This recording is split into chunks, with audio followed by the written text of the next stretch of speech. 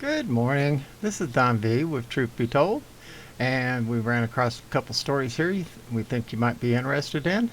And be sure to subscribe to my channel and be sure to thumbs up for me. I'd appreciate it.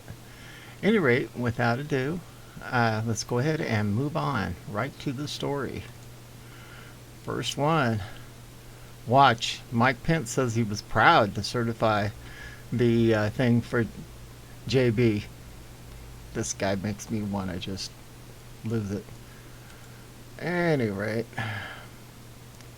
former Vice President Mike Pence said that he was proud to certify the election for Joe Biden during his speech at the Reagan Library on Thursday. Pence also asserted that he did not have the authority to reject or return electoral votes. Now, there are those in our party who believe that in my position as presiding over the joint session, that I possess the authority to reject or return electoral votes certified by the states, Pence said. The Constitution provides the VP with no such authority before the joint session of Congress. Former President number 45 had called for him to reject the votes in certain states that were still finding anomalies. And the truth is, there is almost no idea more un-American than the notion that any one person could choose the prez, Pence said, and I will always be proud that we did our part on that tragic day to reconvene the Congress and fulfill our duty under the Constitution. Yeah, don't tell me about the Constitution, buddy.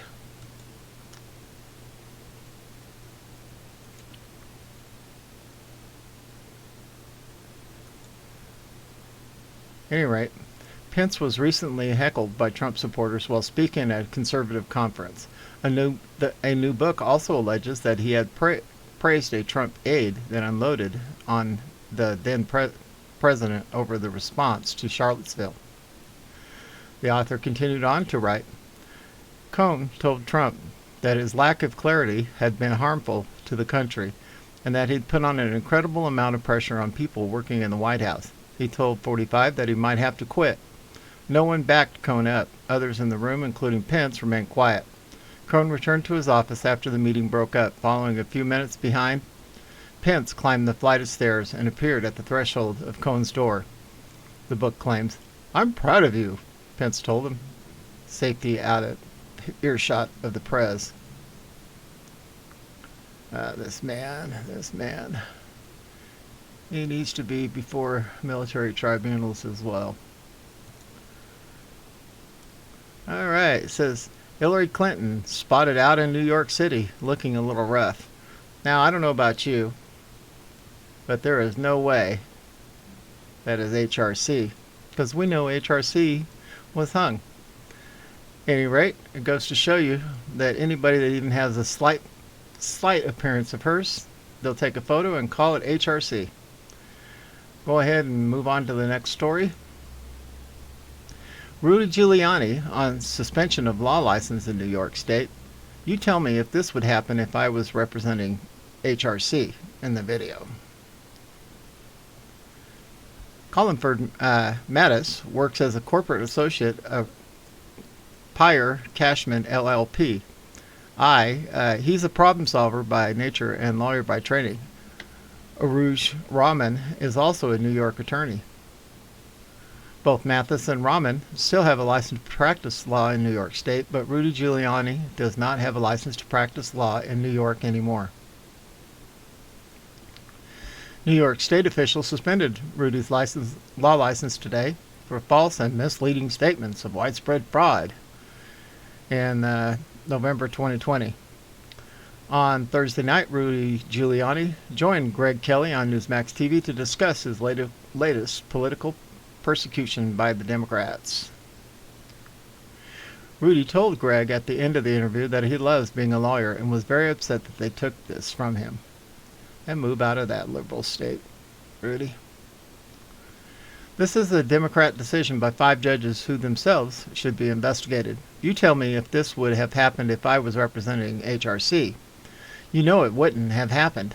I love practicing law, and they're going after the things I love to do more in life, being a lawyer. Let's go ahead and play the video here. banning him from practicing law in the state of New York. Most of us believe that he has been targeted because of his support of President Trump. The former mayor, Rudy Giuliani, joins me right now. Mr. Mayor, welcome back. How are you? And I'm sorry this is happening. Well, I'm not very happy about this. I love practicing law. It's my passion. I've done it for 50 years. I've done it for 50 years without, I think, a single complaint ever. I've been involved in some of the most bitter litigation imaginable, never had charges like this. And I've had my life threatened any number of times for the cases that I brought that I think really helped my country. And I don't appreciate these.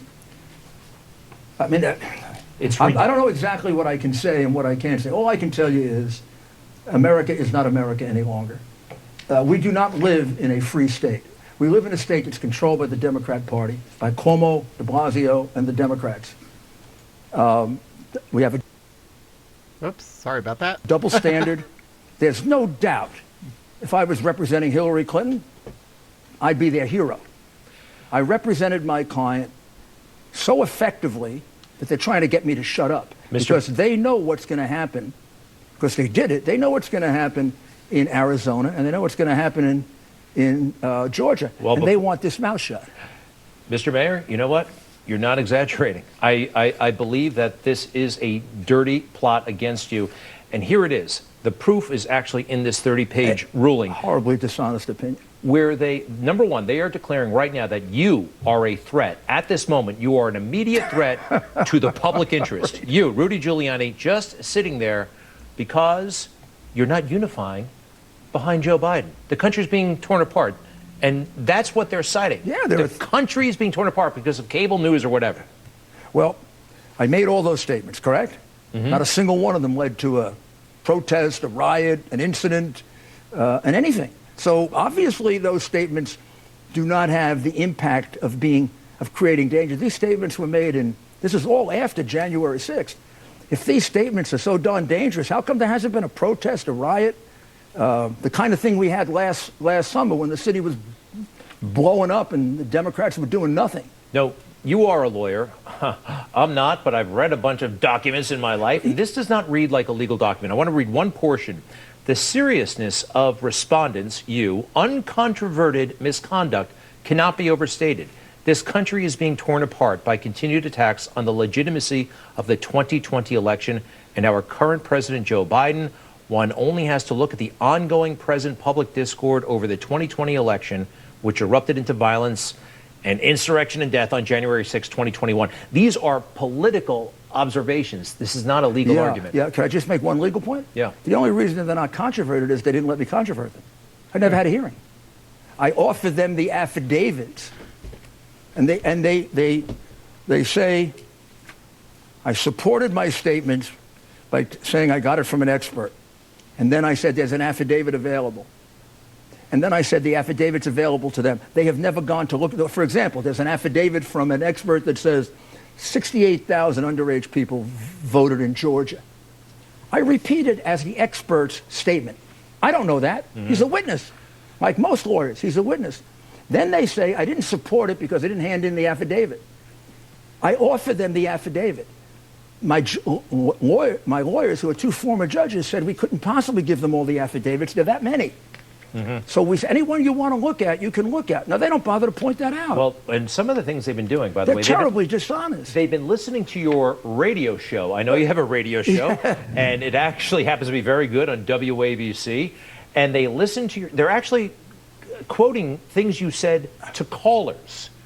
This is not material you said. And none of the callers went out and shot anybody, by the way. But you're not. A lot of these statements you didn't burned a car. You didn't say in court.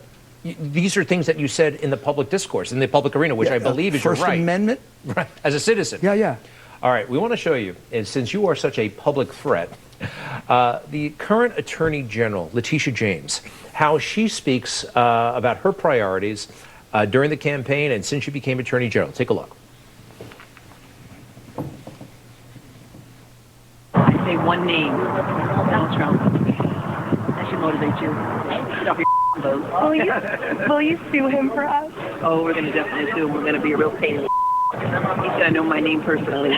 Running for Attorney General because I will never be afraid to challenge when our fundamental rights are at stake. Legal system where even the most powerful in the country cannot use a loophole to evade justice. We must do our job to ensure that the man currently occupying the Oval Office is held accountable. I don't know about you, but I can't listen to this hag any longer.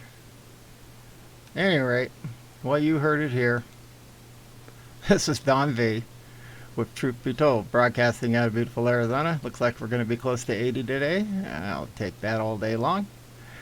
At any rate, everybody have a nice weekend, and we are out of here.